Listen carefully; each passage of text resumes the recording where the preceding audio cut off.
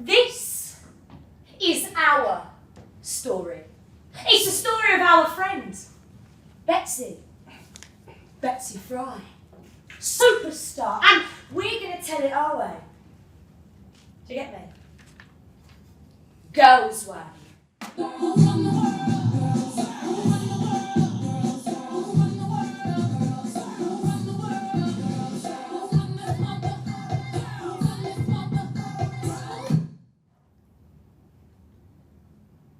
Marianne James.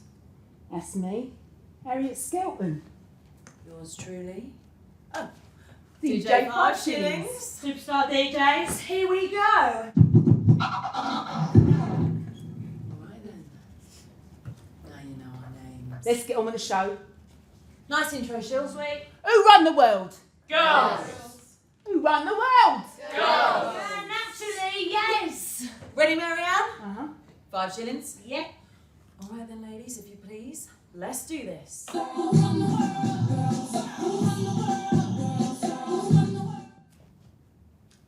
This is the story of Elizabeth Fry. How she changed prisons forever. Saved lives. Restored faith Gave back hope. and became known as Angel of the Prisons. Well, we know her as Betsy. Betsy Fry, superstar. Because we knew her. When we was inside. When he was bad. Let's get this straight out of the way then, ladies. I was done for 8 felony charges, including fraud and counterfeiting. Done for forgery, I was. Me, I was unfortunate. All right. A prostitute then. But I was actually done for nicking a couple of pastries. It's a funny old thing, the law, isn't it? Now, as you may have gathered by now, folks, we're actually dead. Dead as a doornail. But swear down, we've come back to life. To tell Betsy's story. Because it ain't heard much these days. It's all men, right?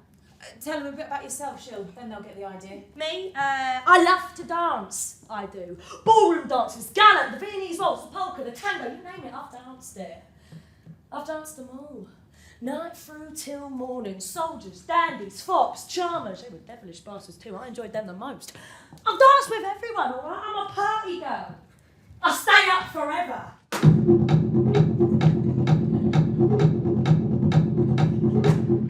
I've been reincarnated as a rover. Look, it's only natural that in 2022 I come back as an ex-con DJ.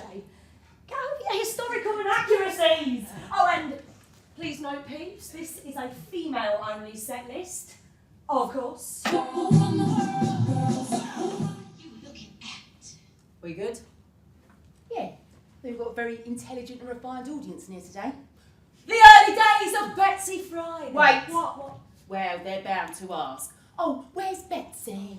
Yeah, you're right. Sorry, folks, Betsy ain't with us. We tried, right? Yeah, we really did. You've got to believe us. Thing is, she hates the limelight. Yeah, it makes us feel better and comfortable, right? Always hated it when people was beating a path to her door. She said all she wanted to do was devote herself to God. Didn't do it for fame or riches or history books. No. She did it for him. Capital H-I-M. So she says, thy cause is just and noble. But, no, fine, sorry, fine. She'd rather not. But we're going to try and do her justice. Yeah, and if we ain't exactly accurate or very convincing, we'll cut us a bit of slack, will we are? We did know her after all. We was there, you get me? The early days of Betsy Fry then. Before she was a Quaker. Before she was inspired, reborn, rewired. Before she was a superstar. Her parents are Quakers. But she finds it tiresome. The plain dress, silk gowns. It's no fun at all. Boring. I want to dance with a dashing soldier. But one day, everything changes. One man comes in the name of love. That man is William Savory, A leading Quaker in America. an extraordinary orator. Proselyter. Prophet. Preacher. Man on fire. Betsy is his speech. She's changed. Forever. Forever. Forever. Betsy says, it's like falling hopelessly in love. Never ever the same. Never ever. Ever. Ever. Dost thou think thou wilt live forever?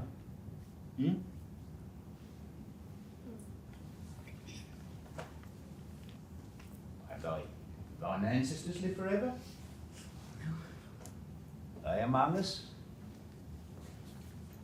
Man's life on this earth is fleeting. It's over in a blink of an eye. What makes you think otherwise? The only question in thy brief life on this earth that has significance for thee is this.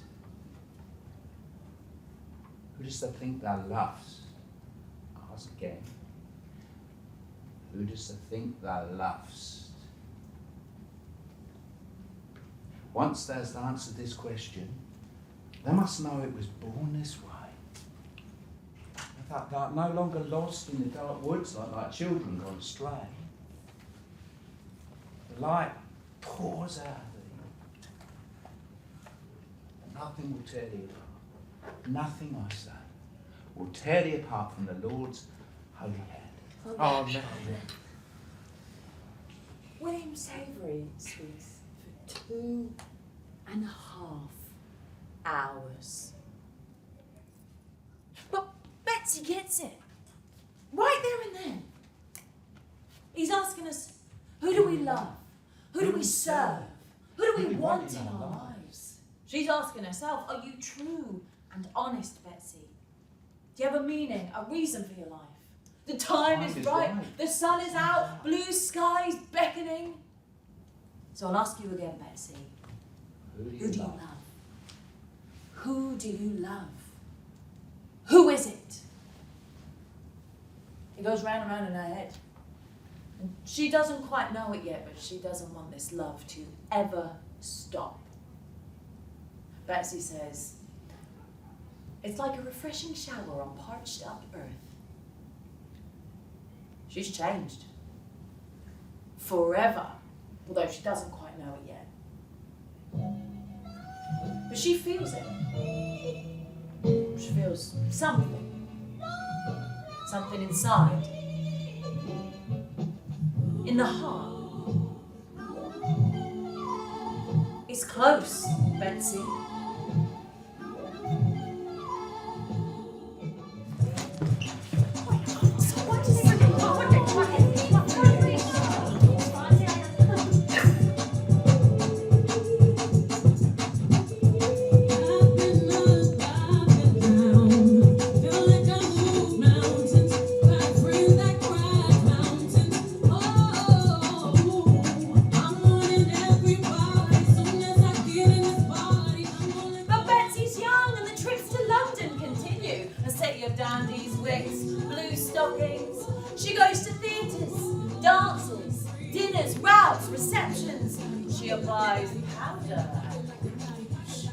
She loves to dance, and she's in love with these never-ending, fabulous, starry-lit nights.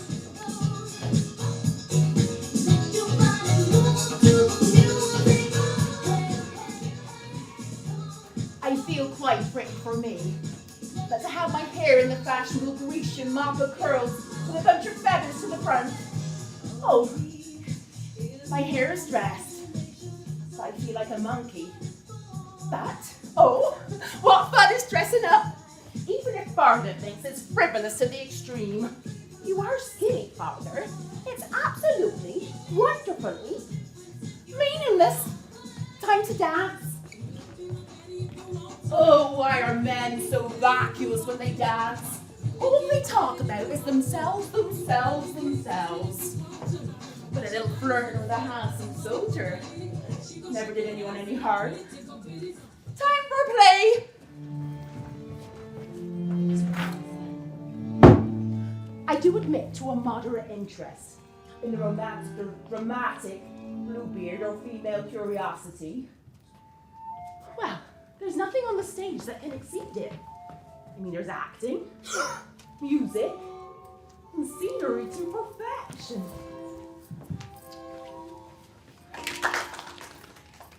But, well, I was glad when it was over. I do not care much for plays.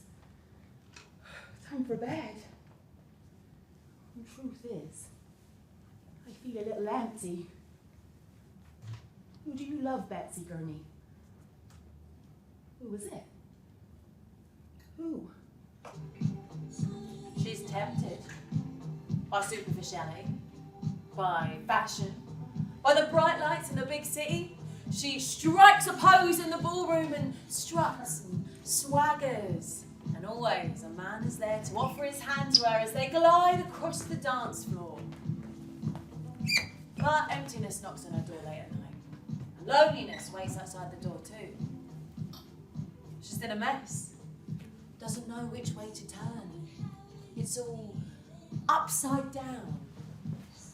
She soon finds the conversation boring and asks herself, what is the purpose of all these parties, Betsy?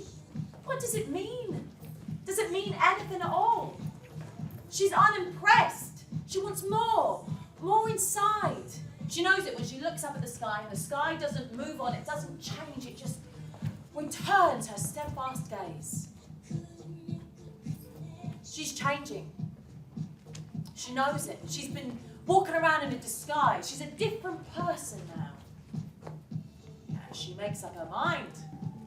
She knows what she has to do. London, dancing, gaiety, folly, soldiers, handsome devils. Nah. That was her old life. This is the new. Everything is fresh. Like the raindrops of a spring shower on a leaf. She is changing. She knows who she loves. She knows who it is.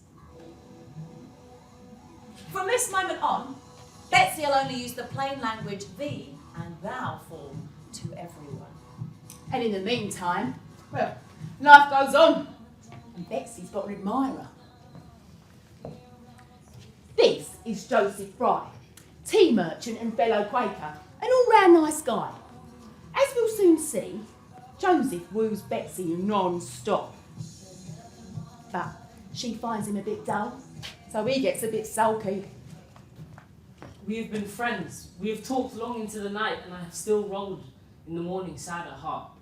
My heart breaks in vain. Enough, I say, enough.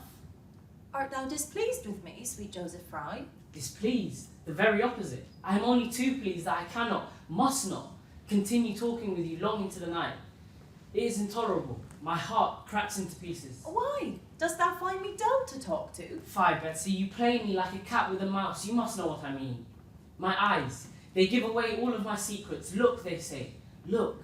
They implore you to stop unless Joseph's endeavours might be smiled upon. Nay, come, thou standst too far away from me. And I will stand much further away, Betsy. I will stand much, much further away than this, and Betsy Gurney.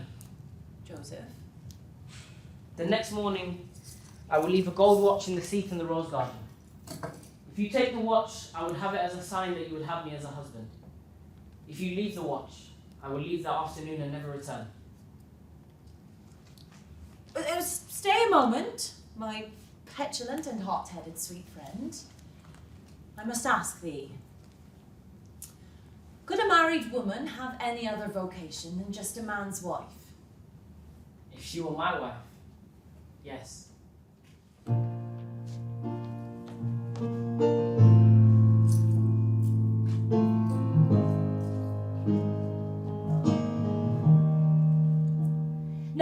Later, Betsy and Joseph moved from St Mildred's Court to Plashet House in East Town, where she is a big hit with the locals. No begging, off you go. I ain't begging, sir. What do you want? I wants the woman of the manor. Who? The woman what lives here. You mean Mrs. Elizabeth Fry? Yeah, that's the one. Why do you want to see her? My sister's very ill. Hurry up, she'll die if you don't hurry up. Wait here and don't go inside. Stay here. Hello. And what's your name? Patrick. My dad and mum call me Pat. Hello, Pat. I'm Betsy. What's the matter? My sister's very poorly, miss, but we heard there was a lady that could help us. She lived up here. What's the matter with your sister, Patrick? She's coughing and sneezing and turning blue, we think. Cold. Mustard plaster. That's what you need. George, could you get my basket of supplies and I'll follow this young man. Where do you live, young boy? We camped up in the lane near Plashet. We was on our way to Fairlop Oak near Epping Forest. But, madam, George? do we think this is a good idea? Why ever not? He's a pikey. A what? A pikey, madam. A gypsy traveller. I know he is. We've heard stories about them. Lots of them.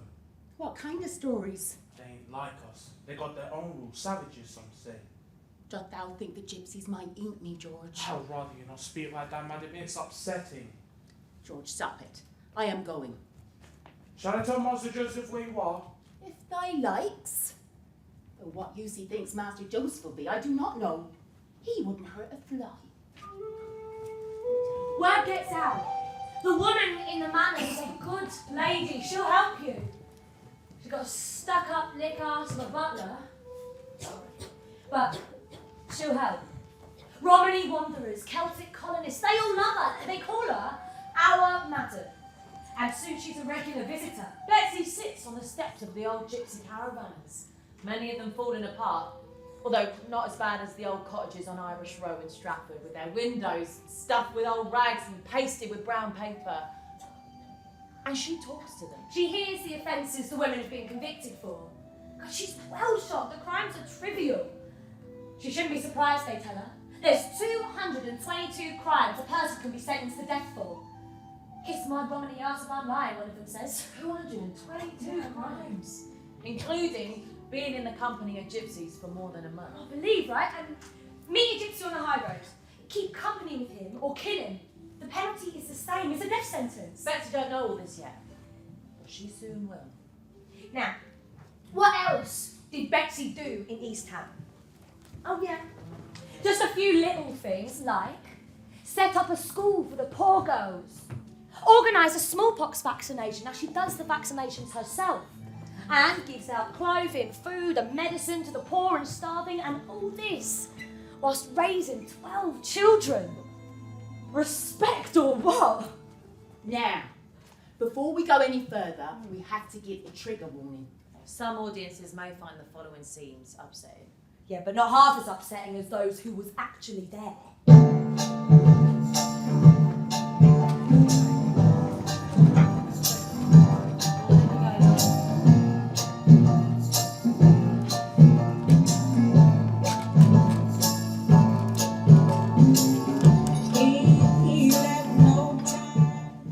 Ladies and gentlemen, welcome to our humble abode, Newgate Jail. Or hell above ground, as it's more commonly described. A hellhole, a modern inferno, if you like. Nearly 300 of us with our infants crowded into 4 rooms. Rats running across the floor. Killers and thieves sharing the same space as us. Fighting, drinking, prostitution, rape. Bastard boarders with their thumbscrews and iron cats with us for their amusement. Betsy hears about hell from her friend Stephen Grellick, a leading Quaker in America. He's already been to Newgate Prison and he's right effing well shocked, not to put too fine a point on it, at the dreadful conditions. And he tells Betsy all about it. Now this is like holding a red rag to a bulb, lighting the blue touch paper. Off she goes! There's no stopping her. Betsy's mind is made up. She decides to visit Newgate and she brings her friend Anna Buxton. Now, the prison governor, Mr. Newman, cannot believe his eyes when he sees this buff lady turn up in her pristine and fragrant apparel. He'll soon send them packing, won't he? Oh, these blasted tiresome do-gooders! They're better suited to staying at home. It's unfeminine to do anything else. A really good impression. Yeah, put you off the accent. I'm sorry, Mrs. Fry, but I cannot grant you access. Why ever not, Mr. Newman? Well, I should have thought that was obvious. Well, if it was obvious, perhaps I may not have asked why. Would you like me to spell it out for you? If you would be so kind. Marianne, What? don't forget your these and thous. Of these nails, yes. The inside of a jail is no place for women of your refined sensibilities. I'm sure I manage. It's ugly stuff inside there, I tell you, Mrs. Fry. We don't want you to faint now, do we? I am not afraid, Mr. Newman. And I expect the household and motherly duties are rather piling up, what with jail visits like this. Well, it's nice of you to show a little interest, but we know our inmates and we know what to do with them. Thank you very much. Mr. Newman is being decidedly stubborn. Well, yeah, he's a man, isn't he? Well, there's only one thing for it. Oh, sorry, can I quickly ask, what did she say to him? Because she never actually told me. So she's gone and told Mr. Newman that she's filthy rich Yeah. and knows lots of important people, Yeah. especially in government. Yeah, alright, just let them in, Just let them in. Worse than wild beasts. May I suggest the lady leave her watches and valuables with me? I will keep them with me, thank you very much. I tell you, Mrs. Fry, you do know your own mind. Is your husband not scared that you are here? He fully supports my endeavours. Oh, I see. A life of domestic bliss just isn't for him. Please, open the grill and let me into the courtyard. Animals, ma'am, animals. If I let you in, you might not come out. I hardly ever goes inside, and if I has to, I always have a second turnkey with me. They are human beings. Perhaps I may remind thee. Must have been once, madam, but not anymore. They deserve some common human decency, which I intend to give them. As you wish, lady, but don't say it was a wound, like. For your trouble, good sir. Move aside, you drunken scum! We crowd round her. Oh, put up pretty clothes. Beg for money. Who is she? What does she want with us? We fight with each other to get close to her.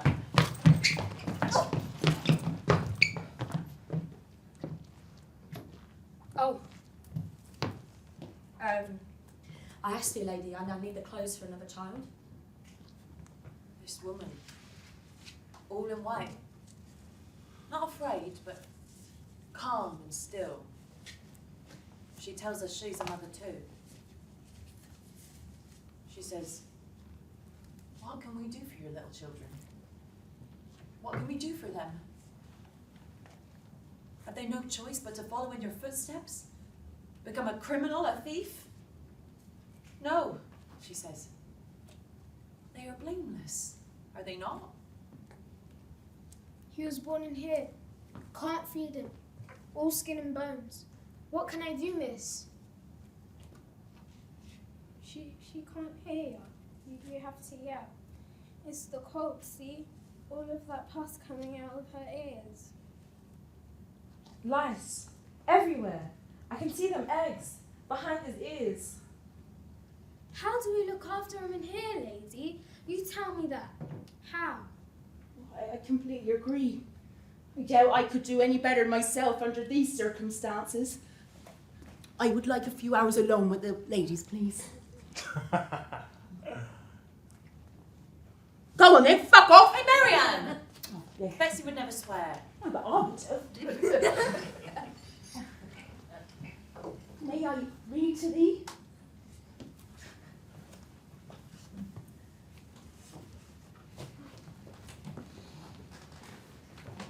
For the kingdom of heaven is like unto a man that is a householder, which went out early in the morning to hire labourers into his vineyard.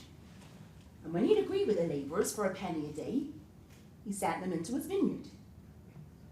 And he went out about the third hour, and he saw others standing idle in the marketplace, and said to them, Go ye also into the vineyard, and whatsoever is right I will give you. And they went their way. Again he went out about the 6th and 9th hour, and did likewise. And about the 11th hour he went out, and he found others standing idle, and saith unto them, Why stand here all the day idle? And they say unto him, Because no man hath hired us. And he say unto them, Well, go ye also into the vineyard, and whatsoever is right, that shall ye receive. So when even was come, the lord of the vineyard said unto his steward, Call the labourers and give them hire, beginning from the last unto the first. And when they came, those that were hired about the 11th hour, they received every man a penny. When they first came, they supposed that they should have received more, and they likewise received every man a penny. And when they had received it, well, they murmured against the good man of the house, saying, These last have wrought but 1 hour, and thou hast made them equal unto us, which have borne the burden and heat of the day. But he answered one of them and said, Friend, I do thee no wrong. Does not thou agree with me for a penny? Well, take that thine is and go thy way. I will give unto this last, even as unto thee.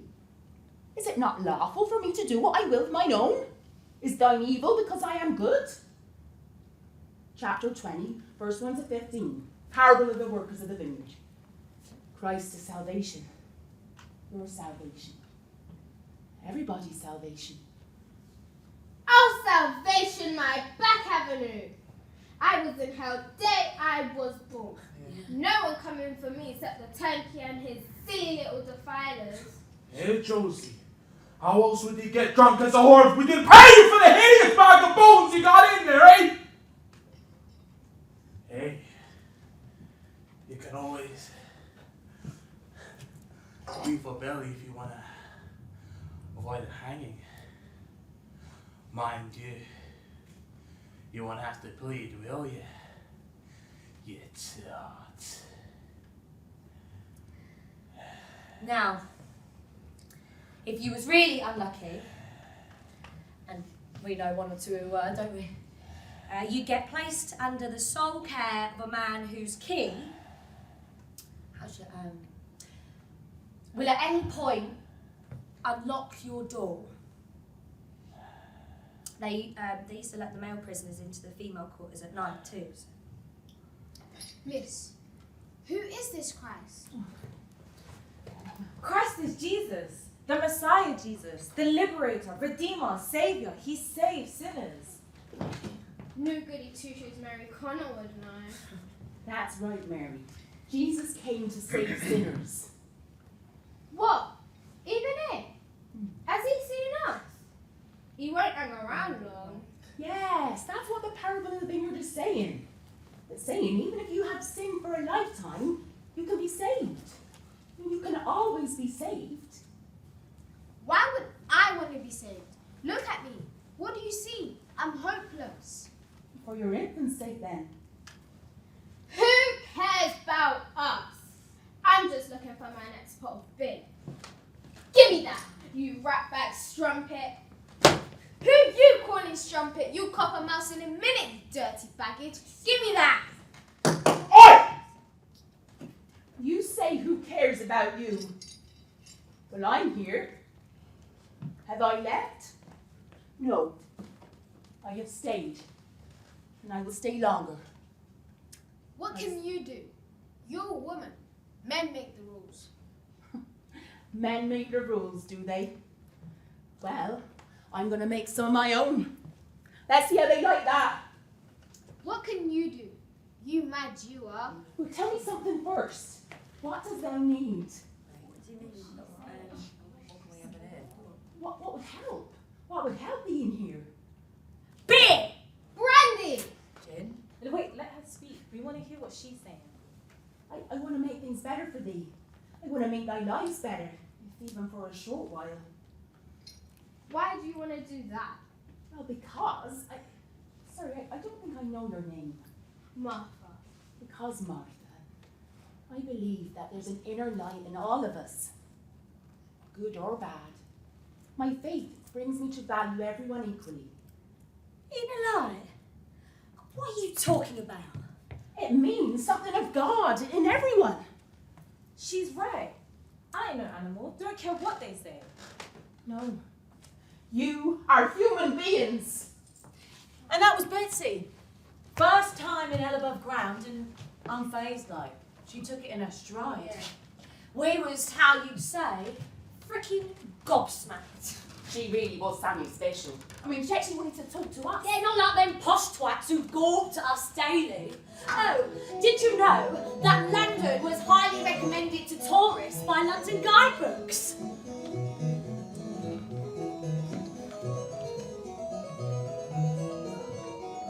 Oh, Alexandra, do you come and look at this one? She's simply ghastly. A wild beast. This is actually human, do you think? Good God, the smell is bloody awful. Oh, Augustus, you are a frightful coward. Here, let me poke it. Oh, help! It's attacking me! Someone shoot it, for God's sake!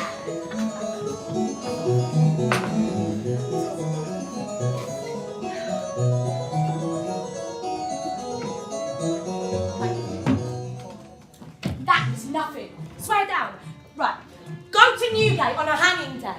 You've got a grand stage, the best view possible, and, if you've got the money, the Magpie and Stump public house, conveniently located directly opposite the bulk of the prison, will happily rent out an upstairs room and provide a good breakfast for you. Now, breaking necks is supposed to get the job done more quickly, but of course, that depends on your hangman making sure the ropes are right length, and the truth is, very few of them got it right, even if they was asked to try. So, you'd hope a few of your mates would come and watch the hanging and put you out of your misery by pulling on your legs to launch you faster into eternity. Now, if you really want the horror show stuff, you probably want Drawn and Quartered. Now, when you was found guilty, you were sentenced to be drawn to the place of execution on a hurdle, and then cut down while still alive, hanged, and then disemboweled, castrated, beheaded, and quartered. So, best not to have your breakfast after all, I reckon. Oh, and if you was a geezer, then your privy members was cut off first. Chill, sweetheart. Yes. It's a modern audience, yeah? They're a bit sensitive. Betsy says she's going to start a school where our babies can learn. She asks us what we think, and we say, well, why are you asking us? This won't go down well with the men. Who is this woman that doesn't hit us, doesn't shove us, doesn't poke us, but talks to us? Who is she? I mean, what does she want with us? Because it better not be to laugh at us like Lord and Ladies, or I'll black on her face all over her. Well, we say to her, you'll have to be patient with us, Mrs. Fry. It's been a long time since we talked. It's been a long time since anyone cared what we said. It's as if we're deaf and dumb. She asks us who will be our schoolmistress. Said we could choose. There was only one choice. Our Mary. Mary Connor. Educated, Respectable. Religious. diligent in her duties. Never one to break the rules. An exemplary character. Oh, and a prostitute. And a drug, too. Recently convicted of stealing a watch. Yeah, but we feel in all other respects well suited to teaching the children. I think it was because I was respectable, or I had respectable parents, or I spoke quite well, or I knew who Christ was, or I never pulled anyone's hair, or I didn't chew tobacco and spit it out. I'm not sure what it was, to be honest, but I said I'd do it, and I'll do it as best as I can. You'll think I'm a goody two-shoes, but I'm not. I'm a wicked woman. Oh, yes, I am. I'll lie with anyone for a pot of beer. You can treat me however you want. Beat me black and blue if you like. And I'll never bother you my fine and flashing soldier sweetheart. And I'll walk the streets all night long just so I forget who I am, because my only love forgot me a long time ago.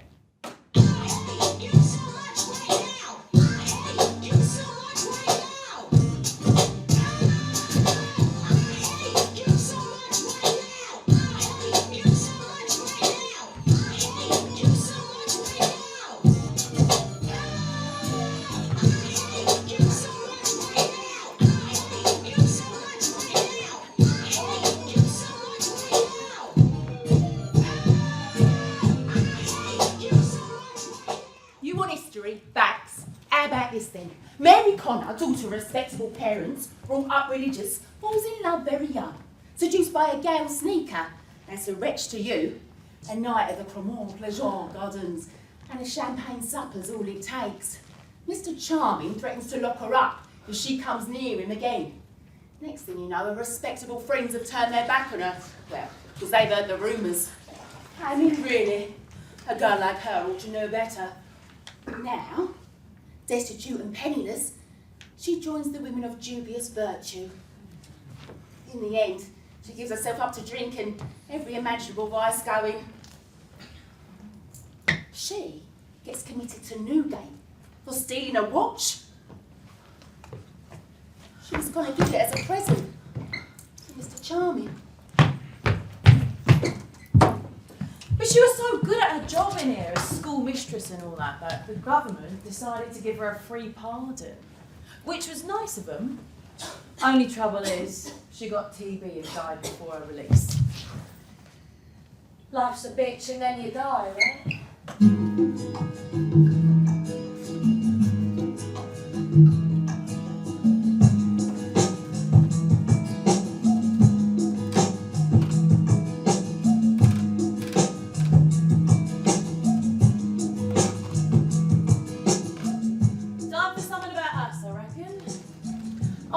indicted on 9 alternative charges, 3 of them capital. Orphaned at 3, I was fostered by a respectable family until the age of 15, when I entered service. It was only a couple of pastries. I could barely stand up. I've been walking around all day. I was starving. I befriended a servant, Miss Elizabeth Thomas, posing as someone who was looking for a servant herself. In 1809, I married John Skelton. The relationship was a disaster, ruined by John's alcoholism. He was a nasty alcoholic too sometimes. I used to be a servant, didn't I? But then I got dismissed. I pretended I was soon to be married and entrusted Miss Thomas to persuade her to give me her clothes and papers for safekeeping. John abandoned me and refused to maintain me, so I told the judge I was relieved when my brother Beamsley took me in. The judge asked me if I'd ever enjoyed sexual liaisons with the eldest son of the family. And I said, no, sir. That's not what I said. That's what Mr. Jonathan said. I sold Elizabeth Thomas's £155 worth of shares at an 85%, using a fraudulent attorney. It was only after I moved in that I realised my brother was engaging in the passing of false banknotes, claiming he was only doing so in order to clear a £60 debt. The judge said, right, what did you say then? And I said, I was raped, sir. I never denied it, right? I never said I didn't do it.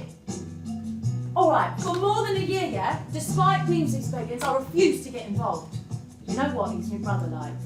Didn't want him to go to debtor's prison, did I? Judge Birkenheim looks taken aback. And then he says to me, oh right, did it ever occur to you to say no? And I said, chance would be a fine thing if we want to keep our jobs. But let me tell you about a man named Goddard. Goddard the shitbag, that's what I call him. So I did a bit of dolly mucking, like passing £5 notes, prostitution. And he gives me a look I've seen loads of times before. You asked for it, slut. Was he con me? Duped me, led me to it. Then he fucks off.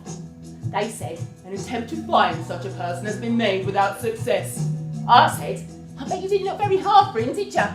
So now my husband's back on the scene. And somehow I got paid for his gin this time. I think they was working together, my brother and me. But it was only 5 weeks. I was only engaged in it for 5 weeks. I said to myself, Florence, this is a man's world, and until you geld them all like cats and dogs, it always will be.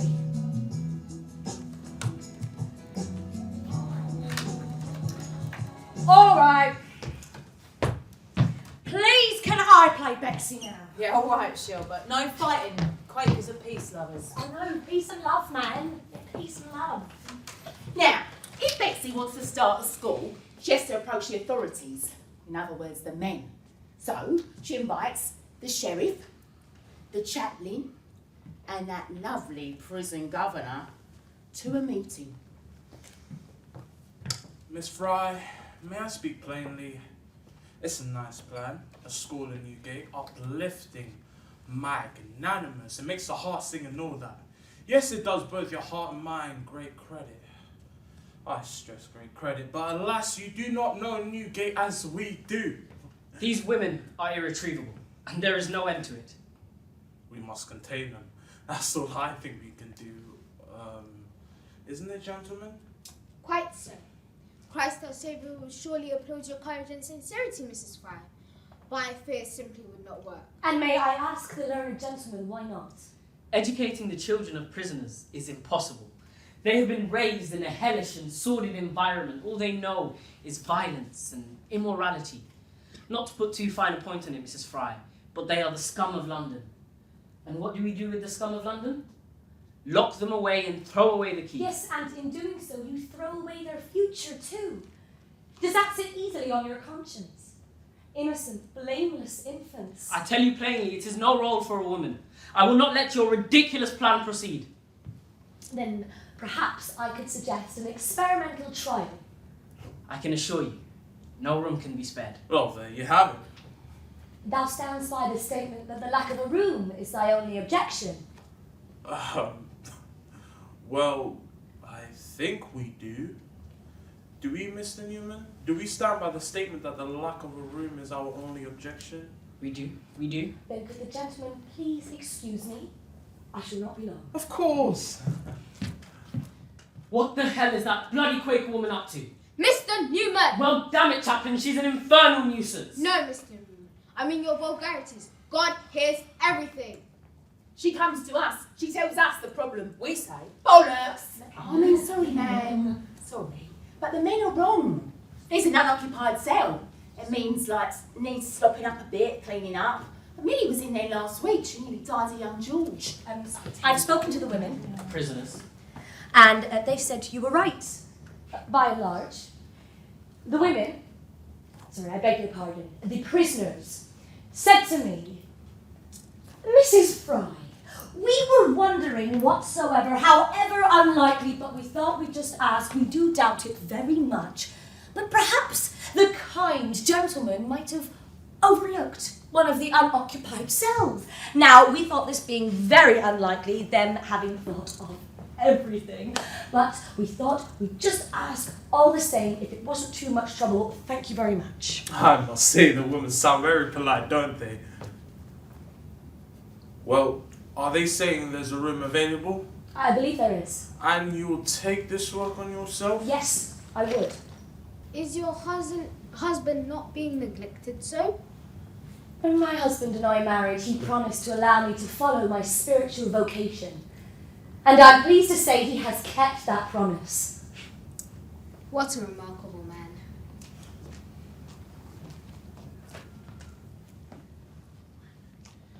Take the room if you like, and try your kind-hearted but surely hopeless experiment. Aye! Sorry, couldn't help it, I had to. Oh, next day, Betsy comes in, arms piled high with school books. School was formally opened. Now, we had two types of children. We had children who was born in prison and children who was convicted. Everybody wanted to get in. We couldn't fit them all in. Who said ladies couldn't make it? You must be blind if you don't believe. Now here, listen to this rhyme.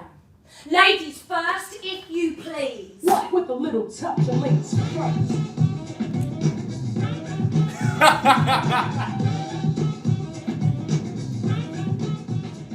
But Betsy didn't stop there. Nah, she was just getting started. Believe. What do you get if you take 11 Quakeresses, one clergyman's wife, and put them in a room together with Betsy Fry? You get the Association for the Improvement of Female Prisoners in Newgate. Or the Ladies Newgate Committee for short. The object of said association? To provide for the clothing, instruction and employment of the women. To give them an introduction to the scriptures. And to form in them, as much as possible, those habits of sobriety, order and industry, which will render them docile and peaceable whilst in prison, and respectable when they leave it. In other words, we'd be better off when we got out than when we went in. Which, if you ask me, is the whole point of prison. I'm just saying. So Betsy gets all the authorities in one Sunday afternoon. We had the superintendent, we had the governor, we had the warden, all the men, all the bigwigs, they was all there. And she asks us, in front of them, whether we would abide by the rules. That a matron be appointed for the superintendents of the women. Aye! That there be no swearing, gaming, quarrelling, card playing, or any immoral conversation, and that all bad words be avoided. Aye. You have assured us fully and unanimously of your determination to obey these rules. We, in turn, give this plan our cooperation. Of course, needless to say, this innovation is an experiment, and only your good conduct will justify its future. Well, Miss Fry, you see your materials? Thank you, Sheriff. We are grateful for your assent. I'm sure all those who are present today will want to work to make sure this venture is a success. We will close today's proceedings by reading the parable of the prodigal son. 10 rules like 10. And scripture readings. Yeah, and no swearing. Shit. How long am I going to do that for? Just don't do it in front of the matron. Yeah, but what if the matron's violent? No, it won't be. God, there'll be a riot. Do you remember them all? What? And then the rules, do you remember them? Give me a chance. No, we've got to remember them. Well, don't worry, they'll be written up. Why doesn't she just read them out? You'll learn them off by heart soon I enough. know if she don't read them out. You know Betsy, she puts them up there and we all read them out together. No, not all together. Read them by yourself then, Shill. Oh.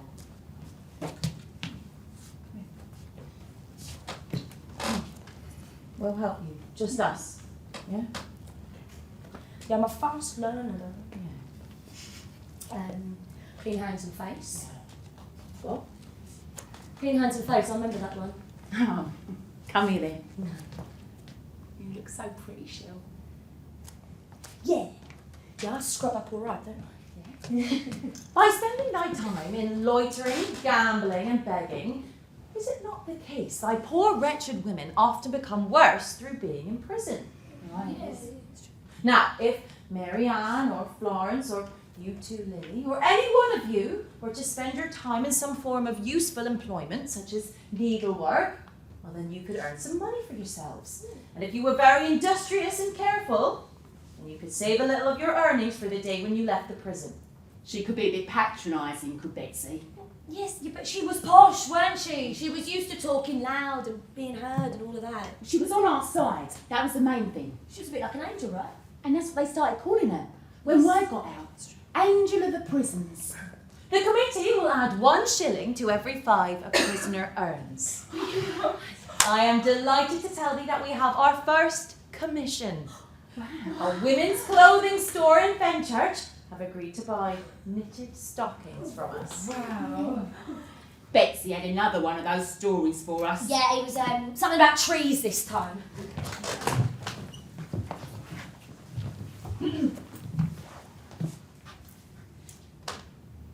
A certain man had a fig tree planted in his vineyard, and he sought fruit thereon, and found none. He goes unto the dresser of his vineyard, and says, Behold, these 3 years I come seeking fruit from this fig tree, and find none. Cut it down. Why cumbereth it the ground? The dresser said unto him, Lord, leave it alone this year also, till I have dug about it and dung it. And if it bear fruit, well, and if not, then thou shalt cut it down. He was always embarrassed when she'd finished. Yes, because we never really knew what this Christ fellow was on about. Well, we asked Mary. Mary? What's it mean? Yeah, Mary will know. Do you understand your lives? Do I understand my life? Do I ek Mary Connor? Well, Lily, would you like to? What's the point? What's there to say? What do you That's want it what to I'd say? like to know. What do you want it to say? Plenty I want it to say. But that's not up to me, is it? There you go. A fig tree. What is it? He's a tree, miss. Yes, a tree that doesn't grow. Now look at it as a person. A tree what talks. Have you been on that gin again, Mary? God gives us room to grow if we want. A tree without fruit? What is it? Barren, dried up, just like old Bessie here. What does an empty tree need?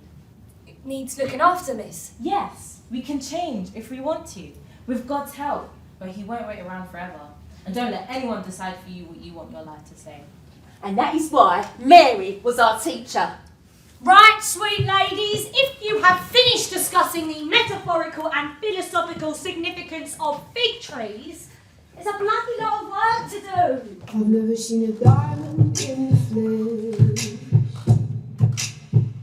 I cut my teeth on wedding rings in the movies, and I'm not proud of my address. In a torn up town, no postcode envy, but every song's like gold teeth, baby goose dripping in the bathroom, bloodstains, ball gowns, trash in the hotel room. We don't care. We're driving Cadillacs in The sheriff, the Lord Mayor of London, and several aldermen have come to see how Betsy's school is progressing. Sure, they can't believe what they're seeing. It's as if a bright light is blinding them and they're shielding their eyes. And men look blinded the most. Hell on earth has undergone a transformation. God, it would seem, are the foul, half-naked, half-drunk, shameless creatures that wants to make this house a cauldron of profound misery and corruption. It is sane, it is clean, it is ordered, it is well regulated. Lions into lambs, sinners into saints. Congratulations, Miss Fry. Gentlemen, Now let the whole plan here adopt it as a part of the system of Newgate. With the greatest of respect, my Lord Mayor, I fear such undertakings as you desire will require an inordinate amount of time. And at monstrously great expense to the Treasury, Yes, sir, whatever the cost, right away. Mr. Newman, might I speak with you briefly? Mrs. Fry? Thank you, Mr. Newman. Thank you. Yes, you had your carpenters whitewash, clear out, and fit up the prison laundry as a workroom. In truth, I was gravely sceptical of your endeavours at first, Mrs. Fry. However, I think I might have been Wrong, perhaps? a little hasty in condemning your plans. They are working. You deserve much credit. Thank you, Mr. Newman. Really, thank you. Mr. Newman approves, despite himself.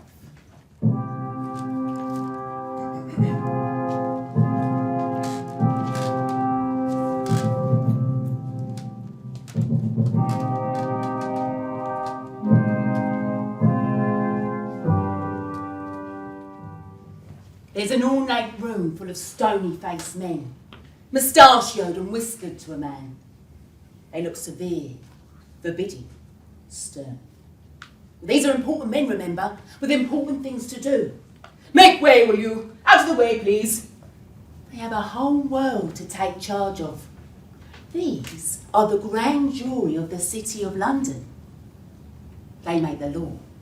They say what gets done, and they say what doesn't get done. They are power. So what alchemy and dark arts has Betsy wrought upon these oh-so-severe-looking and gravely important men? When in February 1818, the men drew up the following memorandum, and to all intents and purposes agree with everything Betsy's been saying about prisons for so bloody long. We cannot conclude our report without expressing in an especial manner the peculiar gratification we experience in observing the important services rendered by Mrs. Fry and her friends, and the habits of religion, order, industry and cleanliness which her benevolent, humane and praiseworthy exertions have introduced among the female prisoners. And that if these principles which govern her regulations were to be adopted toward the male prisoners as well as the female prisoners, it would be a means of converting the prison into a school of reform. And instead of sending criminals back into the world hardened by vice and depravity, they would instead become restored to it repentant and probably become useful members of society. Yes! Woo! It's official! Woo! Betsy and her committee are formally acknowledged by the City of London, who agree to share the cost of matrons' wages. But there's more.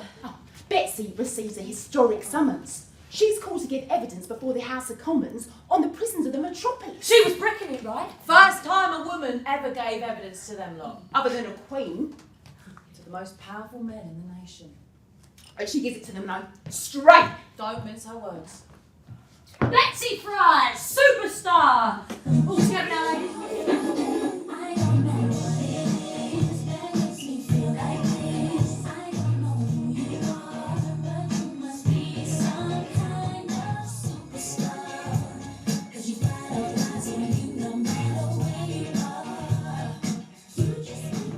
At present, Miss Fry, those convicted for all offences pass the day together. Very much so. Very much intermixed, old and young. Hardened criminals with those who have committed a lower crime or their first crime. The very lowest women, respectable married women or maidservants. Well, it's more injurious than can be described, both in its effects and in its consequences. One small instance to prove how beneficial it is to take care of the prisoners can be afforded by the case of a poor woman for which we have obtained pardon. Lord Sidmouth, having been very kind for us when we applied for the mitigation of punishment since our committee has been formed, well, we taught the women, this woman, how to knit in the prison, and she is now living respectably out of it, and in part gains her livelihood by knitting. We genuinely endeavour to provide for them to a degree when they go out. Thank you, Miss Fry. Most enlightening indeed. And this time, the old fart's meanings! Guess what? Betsy's a star. Yo, check it out. Betsy's a household name. She gets mail from all over England. And the continent. Yeah. People, well, women mainly, they want to know how to start their own prison schools. Yeah. Magistrates write to her and ask her about her methods. They invite her to help them set up similar programs in their prisons. She gets so much mail, she even presses her children into service. But there's so much to open. It's going to take us hours and hours and hours. Why are you being so horrible to us, Ma? Yes, Ma, why do you hate us so? I am hoping that you will be inspired by all the heart-rending requests to help improve the lot of those so much less fortunate than yourselves. Royal dignitaries, foreign princes, bishops, VIPs, you name it. Everyone wants to come and see what's being called a miracle at Newgate. Wait for it! William Wilberforce becomes a friend, visits Newgate, records in his diary. Went with our party to meet Miss Fry at Newgate. The order she has produced is wonderful. Must talk with the governor, chaplain. Miss Fry prayed and recitative. The plates from its construction, bad. What lessons are taught by Miss Fry's success? Sir Robert Peel, Chancellor of the Exchequer, Prime Minister twice. Wait for it! Oh, and father of modern British policing too. Don't forget that. I meet with Miss Fry and am impressed by her ideals, and in 1832 my Prisons Act is passed into law by Parliament. It contains many of the things Mrs. Fry had been pushing for. It provides for salaries for jailers, visits for chaplains, bans the use of irons and manacles, and even allows women warders for female prisoners.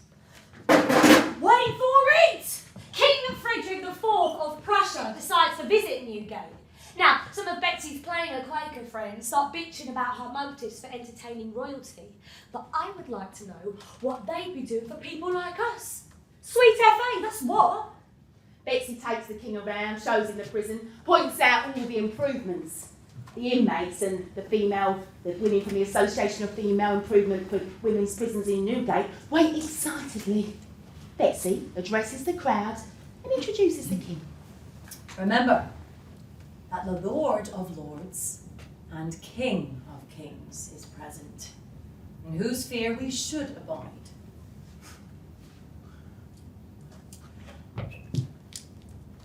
You are my favourite saint. We think Betsy might have blushed at that.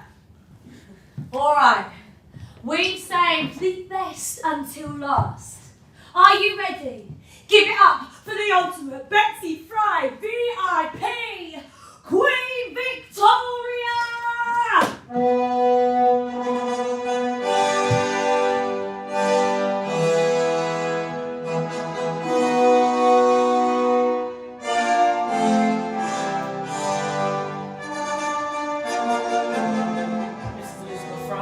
Listen to me very carefully. I will only say this once. You are only allowed to answer the questions the Queen asks you. Is that understood? We will start with your good works in Newgate Prison, Mrs. Fry. I'm sure we'll not run out of questions and you'll not run out of answers, and we'll have a perfectly pleasant conversation. Is that acceptable? Well, thank you very much. Can I be in charge for a while? Sorry, Majesty. Dreadful noise these Your Majesty, I thank you for encouraging works of charity. It reminds me of these words of Scripture. With the merciful, thou wilt show thyself merciful. May the grace and blessing of God be on thee and on thy consort. Alas, the interview was short. There was so much more Betsy wanted to say. But we've heard some say that Queen Victoria, 40 years younger than Mrs. Fry, she may have modelled herself on Elizabeth Fry, a lady who successfully combined both motherhood and being a public figure. And there's a thought, eh? Now, you might have thought that taking on prisons was enough for Betsy. But no, she didn't stop there. No, it was public executions next. Oh, now judging. He loved a good hanging in his day, so he did. If you imprison at home, the criminal is soon thrown back on you hardened in guilt. If you transport, you corrupt infant societies and sow the seeds of atrocious crimes over the habitable globe. There is no regenerating a felon in this life. and for his own sake, as well as for the sake of society, I think it better to hang.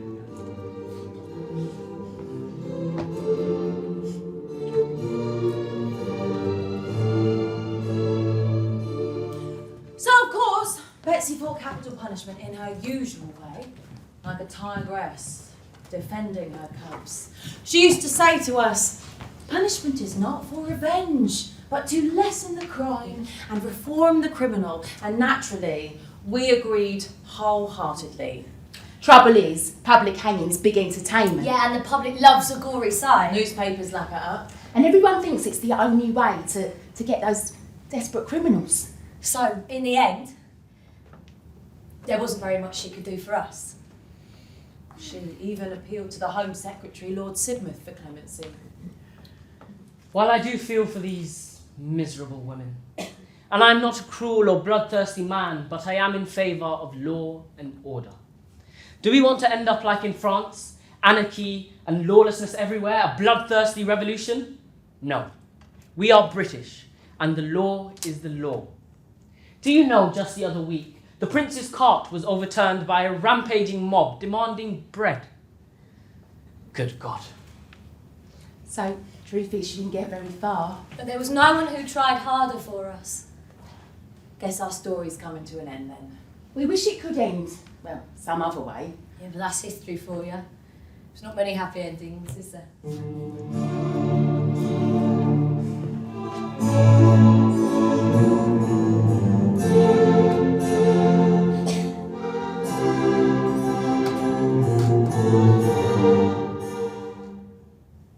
Mary Ann James, you have been indicted on 9 alternative charges, 3 of them capital.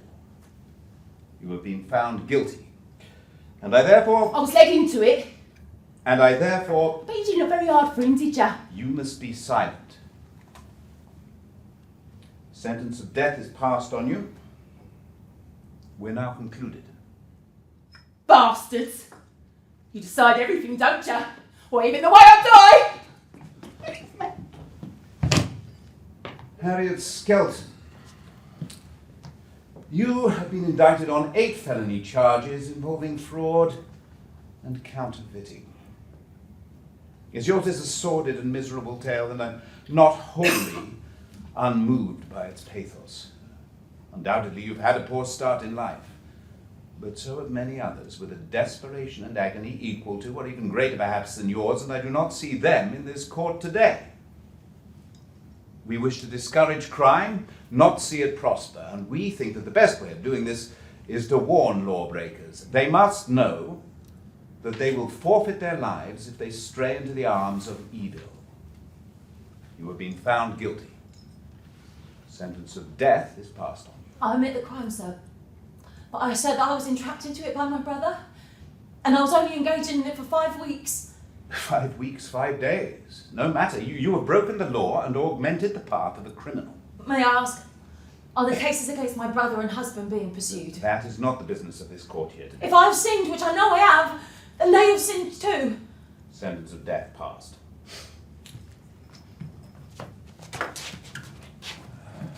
Florence Jones, or as you prefer to call yourself, 5 shillings? Yeah, that's me. Do you mean to mock the law, Miss Jones? I don't know what you mean, sir. You've been indicted and found guilty on charges of pickpocketing goods worth 5 shillings. You must realise how grave this crime is. And yet you insist on being called by the appellation 5 shillings. So I will ask again, are you laughing at us, Miss Jones? No, I'm not so much as laughing, sir. I'm just humbly pointing out how very unfair it all seems. It Unfair. was only a couple of pastries. And linen But cloth, it looked like a nice house. I thought they wouldn't miss it. damage to a garden, I was out of sorts. inebriated, no doubt.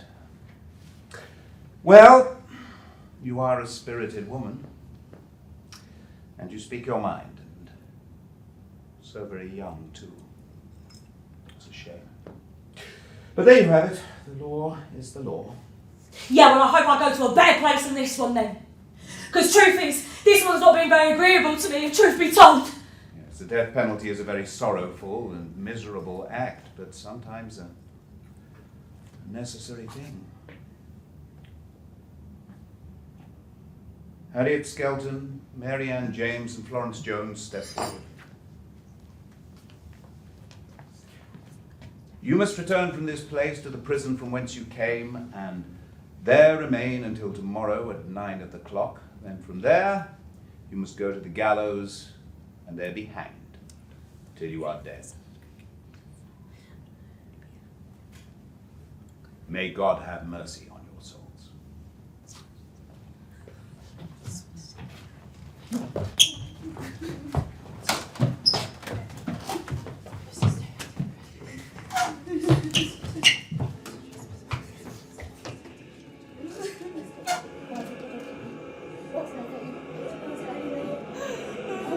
We must go now. No!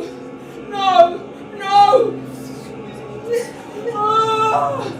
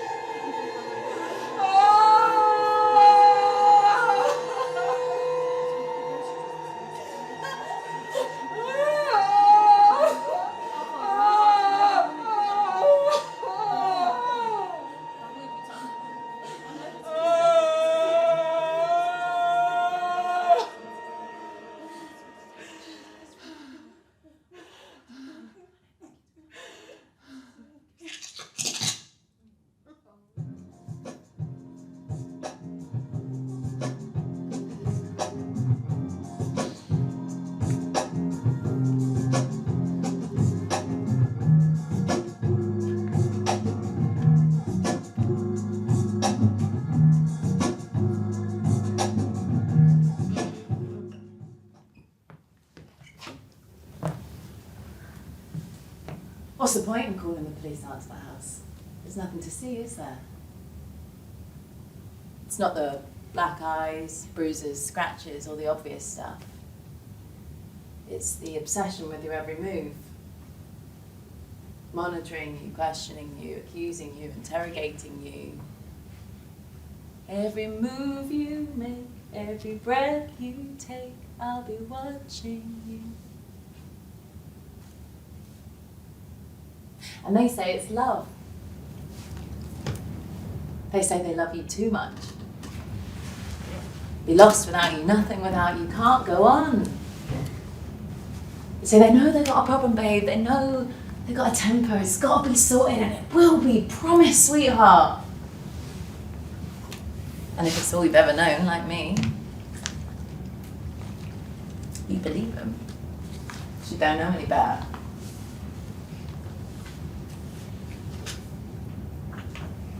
Throw in some self-esteem issues, bad relationship with mum and dad, a couple of bottles of wine every night to get through. Before you know, it's been 11 years. And then people ask you, why did you stay? Why did you put up with it? 11-year-old daughter, 10-year-old son. Here's your answer.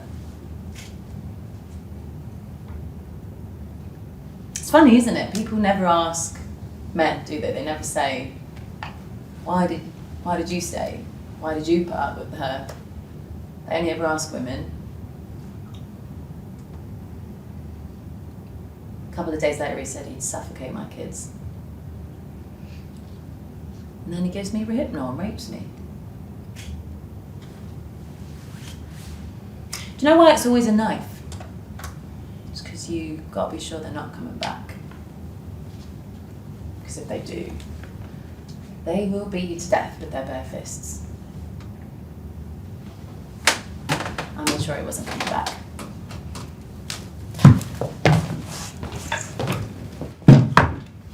What do you want to see first?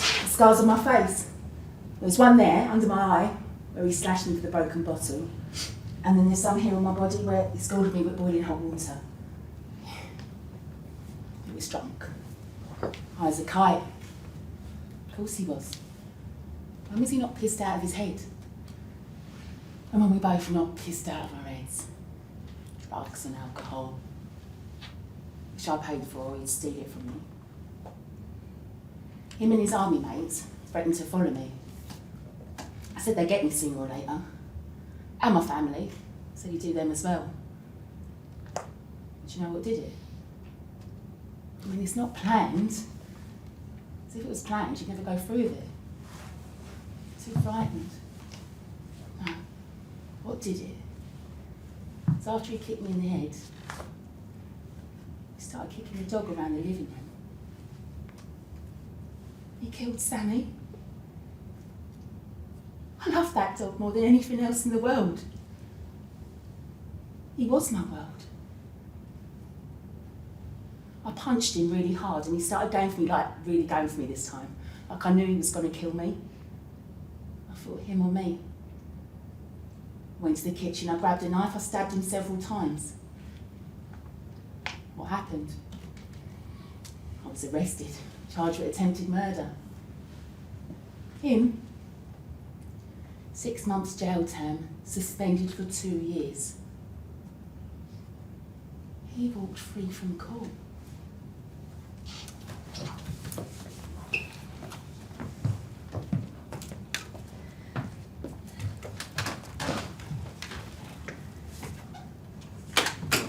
You don't want to be me.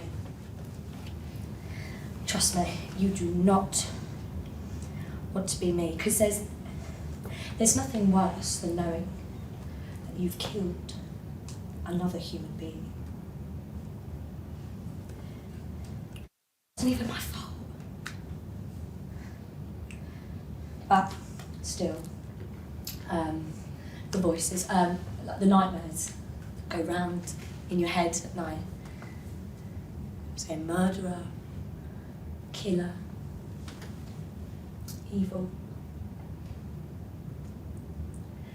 Of course, I do admit that I was over the limit. I never said I wasn't. But he just came out of the blue. He just walked out into the road. They've actually got it on CCTV of him walking out at that time. It's called pedestrian suicide, when they deliberately walk into traffic. I never even saw him until I saw him wide-eyed and he flew into and over my windshield. Of course, I know I was over the legal limit, but not by much. It was a few milligrams. But they said the law's the law. Death by careless driving whilst under the influence of alcohol. So I've got 4 years.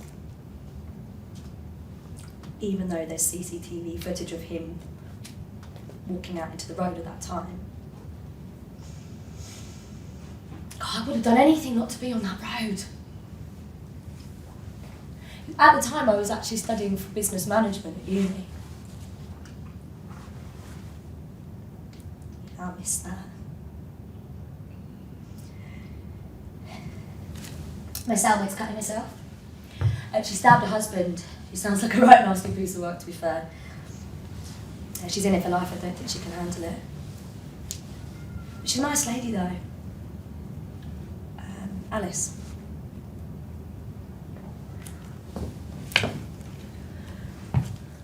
Yes, well, what about the victims? What about them? This law doesn't really give consideration to the victims. Scum! It's too easy. They have it too easy in those prisons. They ought to lock them up and throw away the kids. I don't care if she had a shit start in life. I don't care if she got kicked out of school. I don't care if her dad slapped her about it. I don't care if she has mental health issues. What? Like anger-based aggressive outbursts? Make up what you fucking like. Lots of us have shit starts at life. No. I don't care about your understanding and your forgiveness. I don't care about your reform and your rehabilitation. Because all I want to know is, will it bring my brother back? No. It won't. He was stabbed with a knife. walking in town in broad daylight, a knife she shoplifted from Wilco. And what for? Hey? What for? Because my brother brushed past her and her scabby mates a bit and didn't say sorry. Single puncture wound to the chest. That's what the police said. It was bad luck my brother bumped into that group on that day. That's what the judge said. She has intermittent explosive disorder. That's what a psychiatrist said. And these words, they just won't go away, round and round in my head, as if any of it explains anything. They're just words. But words hurt, and I wish I'd never heard them. You want the truth? I hope she dies in that prison. She's a killer. That's all, a sick killer. What right does she have to start again when me, my mum, my dad, and Becca can never start again, ever?